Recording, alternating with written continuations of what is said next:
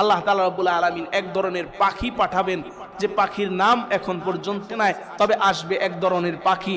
যেমন আল্লাহ তাআলা কোরআনুল কারিমে ওয়া আরসালা আলাইহিম তায়রান আবাবিল, এই আবাবিল মানে ঝাঁকে ঝাঁকে। আল্লাহ তাআলা যেমন কাবা ঘরকে রক্ষা করার জন্য ঝাঁকে ঝাঁকে পাখি পাঠিয়েছিলেন, ওই পাখি কিন্তু এর পূর্বে, ওই সময়ের পূর্বে আর এসেছিল না, আল্লাহ তাআলা পাঠিয়েছিলেন। ঠিক তদ্রূপভাবে এই ইয়াজুজ মাজুজের লাশগুলোকে নেওয়ার জন্য তাদের নখ হবে, অনেক বড় বড় নখ হবে, পায়ের মধ্যে তাদের গলাগুলো হবে উটের ন্যায়, এত বড় হবে। তারা এক একটা লাশকে কোথায় যে নিয়ে ফেলে দিবে তা আল্লাহ ছাড়া কেউ জানে না। পড়ি সুবহানাল্লাহ, আরো জোরে পড়েন সুবহানাল্লাহ। আল্লাহ ছাড়া কেউ জানে না, এবং পুরো পৃথিবীতে তাদের রক্ত মাংস পড়ে থাকবে।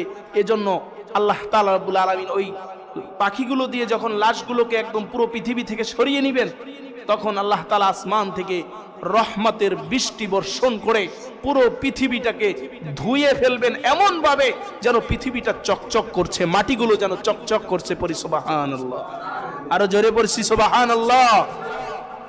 আপনারা কি বুঝতে পারছেন ইয়াজুজ মাজুজ আসবে কখন?